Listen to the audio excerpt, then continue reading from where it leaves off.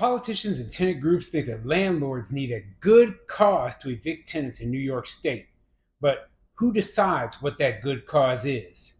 And it turns out that the good cause eviction laws that they're proposing are actually just rent control in disguise. I'm Tony, and this is Real Estate Investing and Landlord News. All right, so I have another article for you today about the good cause eviction protections. Obviously, there are places that already have these sort of protections in place, but they're still trying to get them passed up in New York State. And it's bad news, okay? It is bad news overall because the provisions that they put into the law actually would expand rent control statewide, and it would expand it to cover people who own single family homes, and it would be very, very bad news. And I just don't like it. I don't like seeing these sort of laws expanded anywhere. If the people really read into what these laws say in them, they would realize, hey, this is a stripping of our property rights.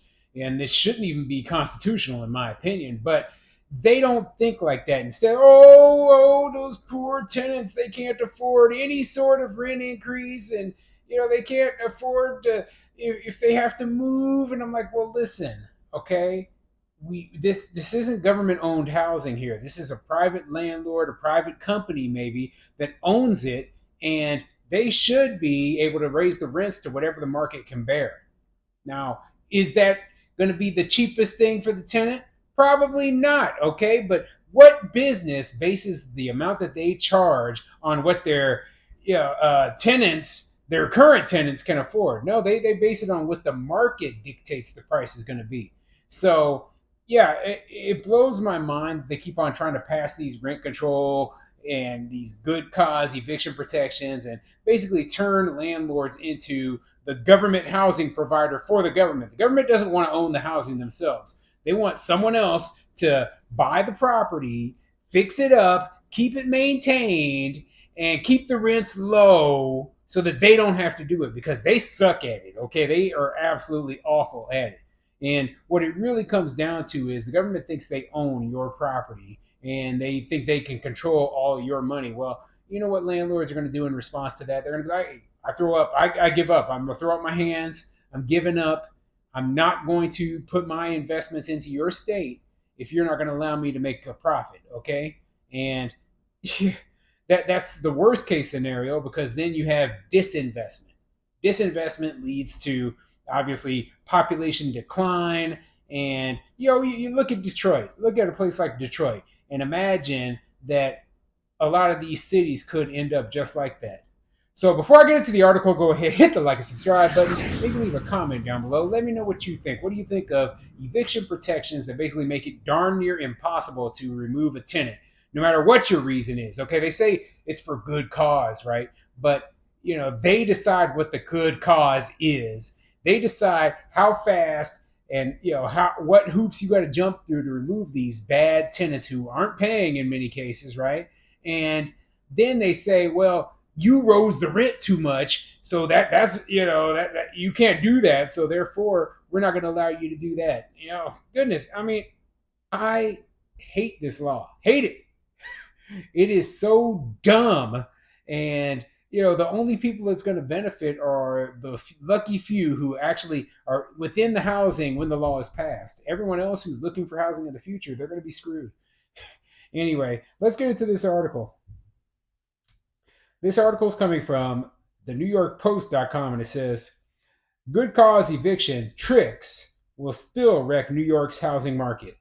And it's written by, I believe it's a landlord. No, it's actually written by the Post editorial board, okay? So the New York Post is in agreement with me on this topic. So anyway, let's get into it.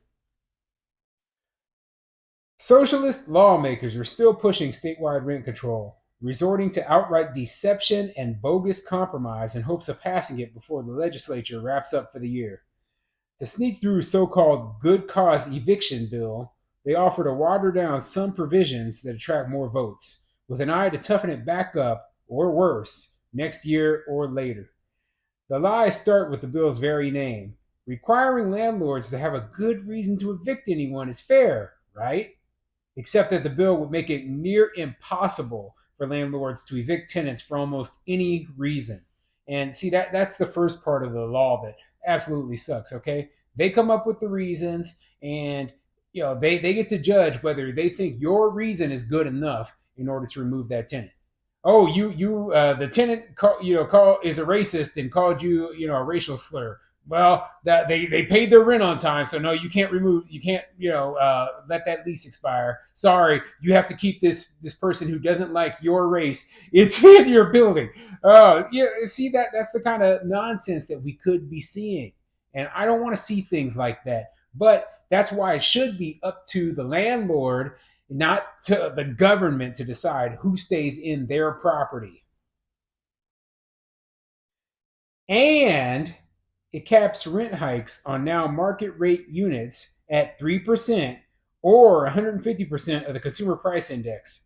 Numbers the left would aim to ratchet down to zero or heck even lower once the principle of universal rent control is enshrined in law.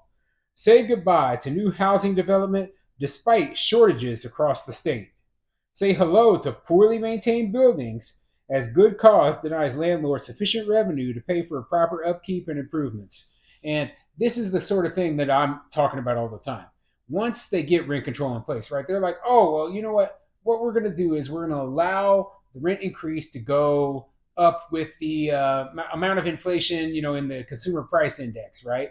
That's what they say. They say that, right? But then later on, they come back and they're like, oh, you know what? Inflation was too much this year, and the tenants just can't afford it. So we're gonna, break our own law that we created, break our promise that we made that would allow landlords to raise their rent prices to match inflation, and screw them over. And believe me, this happens. If you don't believe it happens, I actually have another article that goes over this very topic, right? And this article is coming from the Washington Post, and I just read it today, and it was quite interesting, right? And it says DC Council caps rent hikes in rent stabilized buildings amid inflation. Okay, and in it they go over the fact that the DC City Council actually had rent hikes. For they have rent control within all of Washington D.C., right? But they were allowing rent hikes to go up in pace with inflation, right? But instead, they said, "Oh no! Inflation was too high. The tenants can't afford it. So we're going back against our word that we promised we would allow these rent hikes to be this much, and we're just saying nope. We're that's too much. So we're going to lower it." So the same exact thing can happen anywhere rent control is in place, right? It doesn't matter what they claim to pass, right? They can just one day just come up and say, "Oh well, the rent hikes, it's negative now. You have to lower all your rents." They can just do that because that's exactly what these people do. So I'm going to read a quick part from this Washington Post article, right? Just to give you an example of what exactly I'm talking about. And it says, um, the DC Council voted Tuesday to cap rent hikes in rent stabilized buildings after record high inflation threatened historic rent increases. Rather than a nearly 9% increase, the council voted to cap the rent hike at 6% this year and 12% cumulatively over the next 2 years. Caps would be lower for seniors or those with disabilities at 4% this year and 8% cumulatively. And basically, they had allowed rent hikes to go, basically with the pace of inflation, which inflation was almost 9%. And they said, oh, no, the tenants can't afford that. So we're going to cap it at 6% for regular tenants. And then for the elderly and disabled, we're going to cap it even more than that. Funny how that happens, isn't it? That suddenly these places that put these rent caps in place, they're like, oh, well, we're going to allow the landlords a reasonable rent increase. But whenever they don't feel like allowing the landlord to have a reasonable rent increase, they immediately come and they change the law. That's why you can't allow these laws to be put in place in the first place, because they will destroy landlords. Eventually, they're going to say, hey, the tenants, they can't afford any rent increase, so they'll put them at zero. And then they'll go to the point where they say, well, tenants actually need a rent cut, And keep in mind, our bills keep going up. Our utilities get more expensive. Our property taxes that the city is charging us, they get more expensive. Our insurance gets more expensive. And, there's just so many expenses involved with operating these buildings. To tell us that we can't raise our rents in order to at least be able to cover the increased cost of all these expenses, that's wrong. It's unfair. And this is exactly why I tell small landlords in particular, don't waste your time in these places, okay? Like you're sitting there right now and you're like, "Oh, I'm in New York, but I own a small building and therefore I don't have to deal with all this rent control nonsense." Well, just take a look at this good cause eviction bill, and this thing will hit all landlords, including that person who owns one property, okay? So, yeah, it's just not worth it to invest in the sort of place where they would treat landlords like this and don't even give us an opportunity to be able to cover our expenses with rent increases, okay?